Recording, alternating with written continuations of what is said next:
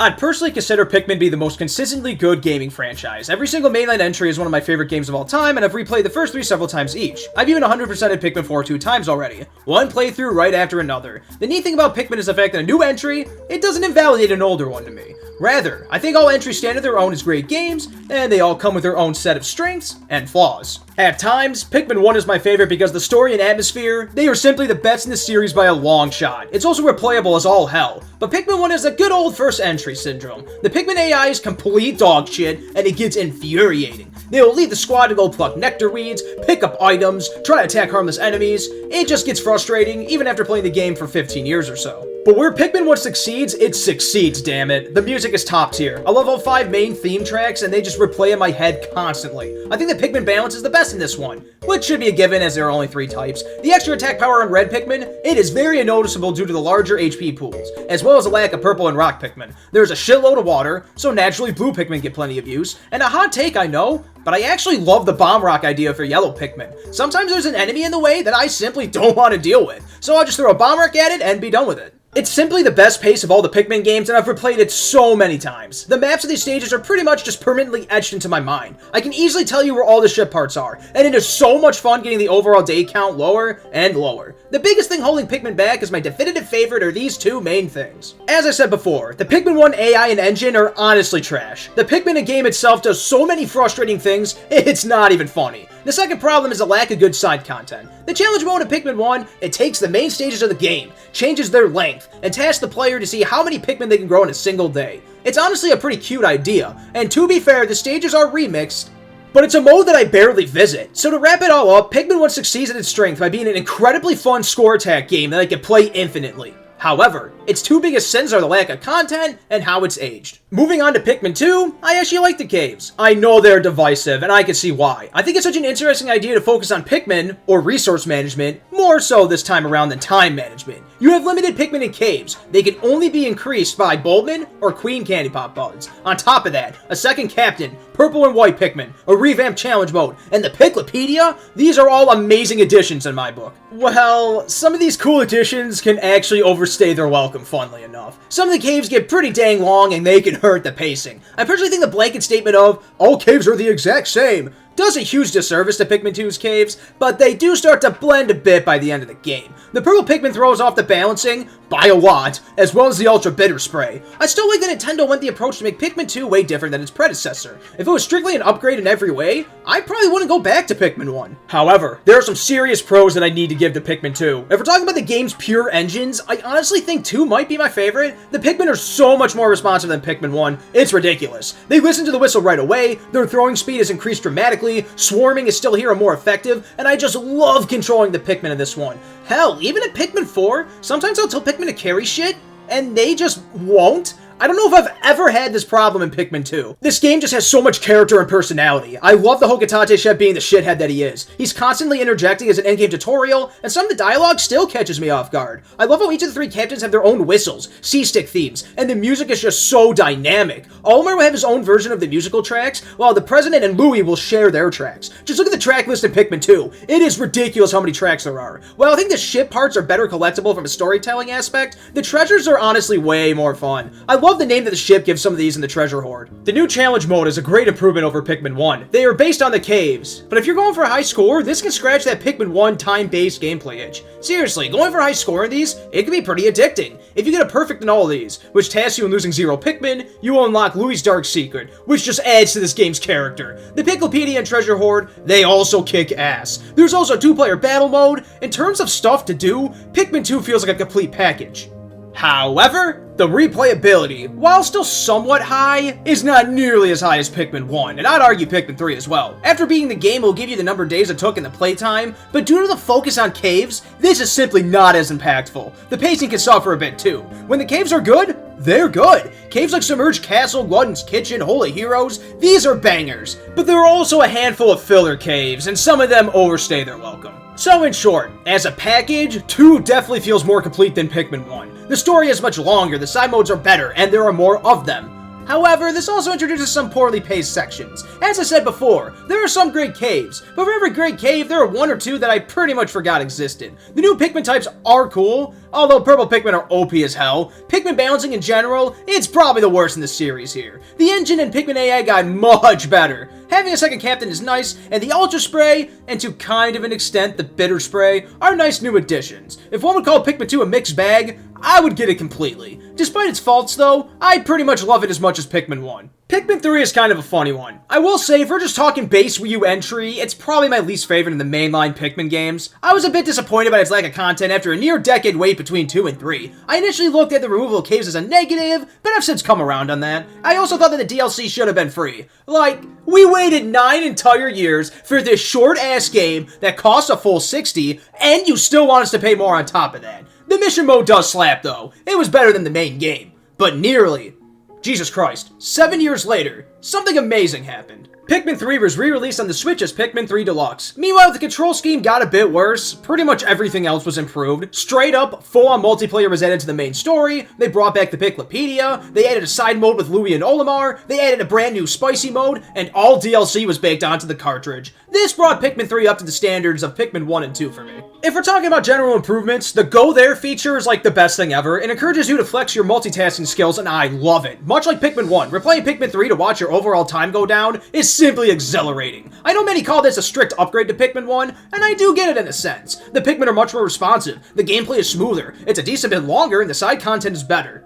But for some reason, I just don't find it as replayable. I personally like the Hokatations more than the Copites. Not that I hate them or anything, I just liked Olimar and Louie more. Going back to the theme of survival and not having Olimar's log, it just feels like something is missing here. The level design might be the best in the series. To make up for the lack of caves, the levels are really big. The one flaw with this is the weird teleportation screen things. Combine this with the Go There feature, and it's amazing how fast you can scale these larger levels. Speaking of bigger and better, bosses in 3 are more interesting than the ones in 2, but I hesitate to call them better. A lot of these bosses can be cheesed like in 2, but they take goddamn forever with the health gates. For example, the Scorn Maestro has 4 goddamn health gates in the Wii U version. Like, why? It just takes forever and it's not interesting or fun. At least it was lowered in 3 Deluxe. Some bosses like the Plasm Wraith and Sand-Belching Mearslug are really cool though. The challenge mode in Pikmin 3 kicks ass. A lot of people say it's better than the main game, and I'm inclined to agree. Seriously, getting platinum in all of these is so addicting. To get a platinum in the collect treasure mode, the player has to take all the fruit, golden nuggets, and corpses back to the ship in the allocated time. To get a platinum medal and defeat enemies, the player will have to kill all enemies in the stage. Lastly, the player can also rematch bosses and get platinum medals if they kill the boss quickly enough. Did I mention that even on Wii U, all these can be done in multiplayer? It is such a good time, it's unreal.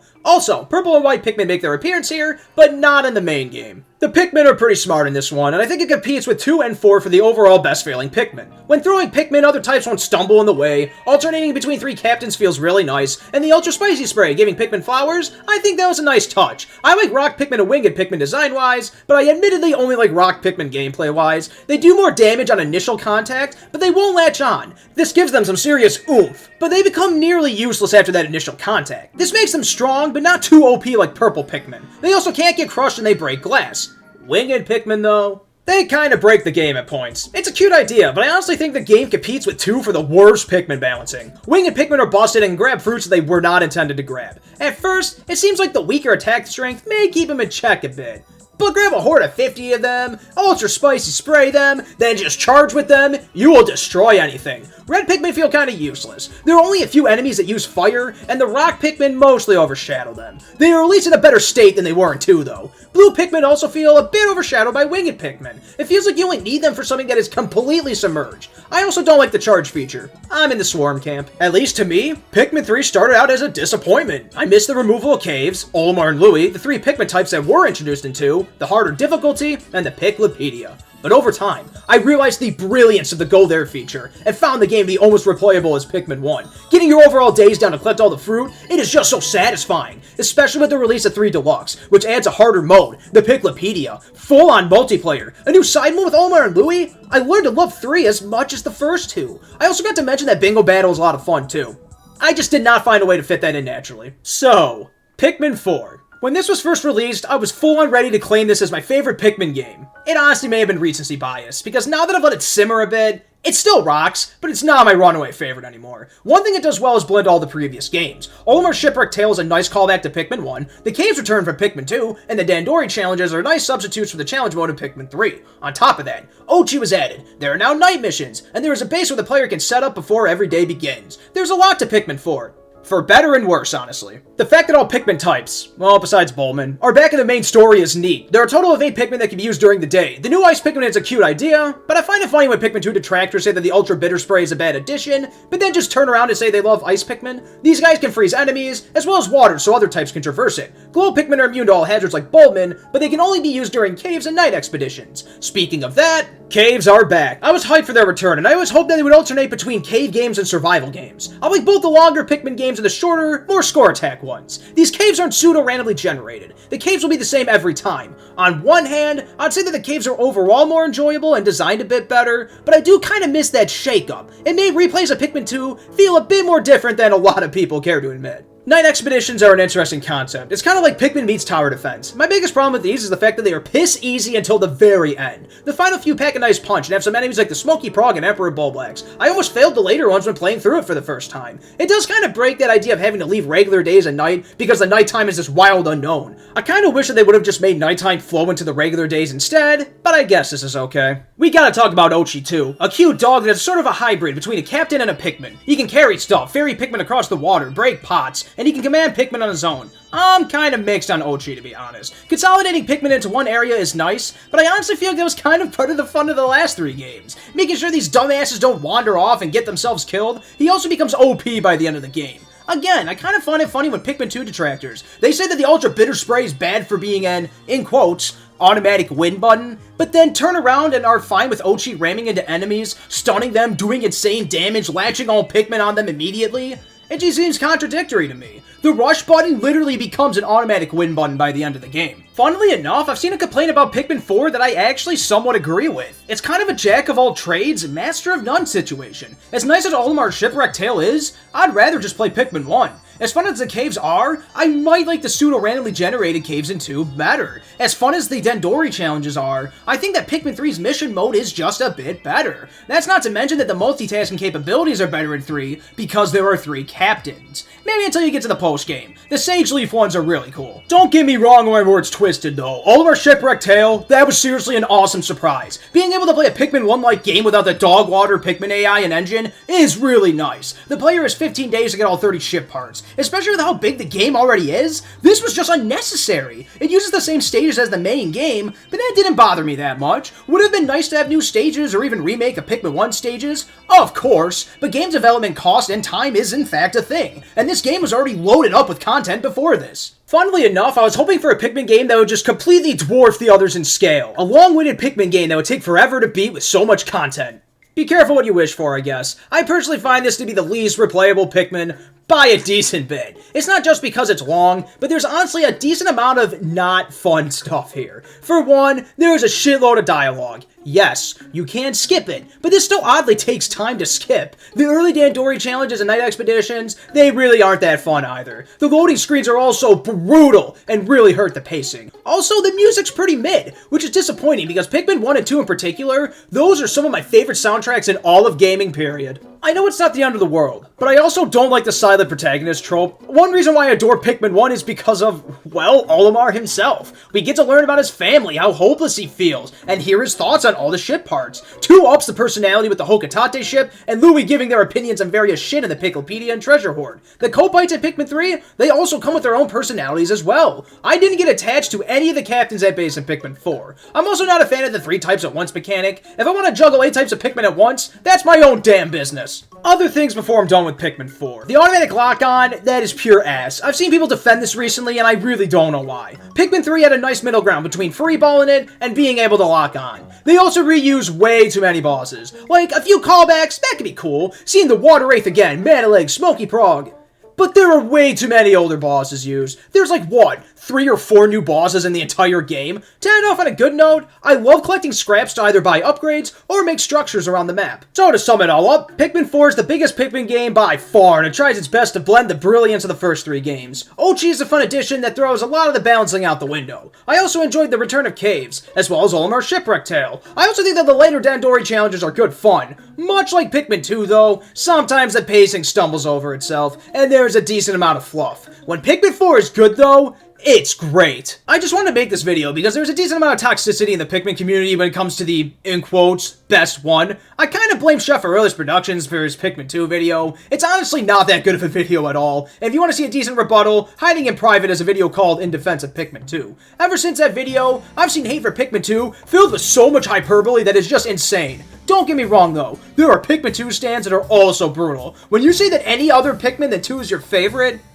oh dear. I've seen Pikmin 3's name dragged through the mud for being too easy. I agree that they may have overcorrected the difficulty a bit from 2, but if that's your only basis for not liking 3, why are you playing Pikmin to begin with? Play Dark Souls or something. Each Pikmin game is pretty easy once you know how to cheese them. I've been seeing the take of Pikmin 1 as mid recently.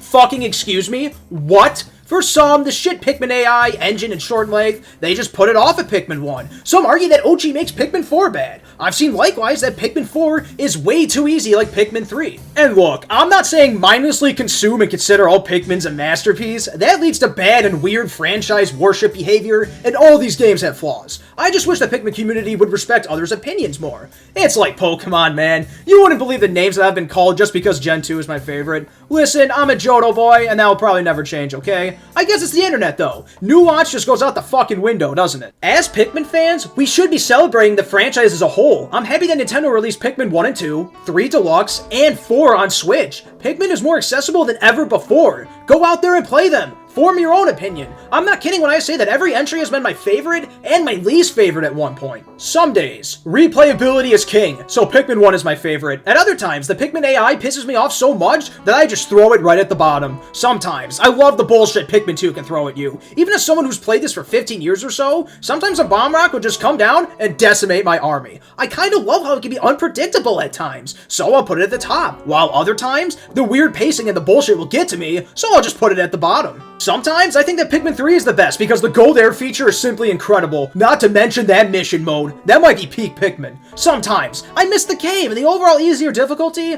that can be a bit of a turn-off. And also, I miss my swarm. I do not like the charge feature. Lastly, I love how Pikmin 4 is a big, long-winded Pikmin game with so much content. At other times, though, I can find it to be a bit bloated. It really is so tough to pick a favorite. If I absolutely gun to my head have to pick one, I think Pikmin 1 is my shit, man. I just love replaying it all the goddamn time. Especially with it on Switch now. Portable Pikmin 1, it's a drug. Like I said, gun held to my head, I'm thinking 1 is my favorite. Followed by 2, 4, then 3. But that kind of feels unfair to 3, because I was going on about how replayability is so important that I put 3 at the bottom. It's weird. Seriously, just ask me tomorrow. I might say 3, 4, 2, 1. Or 4, 3, 2, 1. Or 4, 1, 3, 2. Or 2, 1, 3, 4. You know what I mean. As I said before, each game has been my favorite and least favorite at one point. I love how different each game is, and I love each one. Pikmin is my favorite gaming franchise, and I don't think that'll change anytime soon. Obviously, having a friendly debate about which one's the best, that's one thing. If you don't know what I mean though, just look at the Pikmin subreddit. Or don't. And in fact, you should probably stay away from Reddit in general.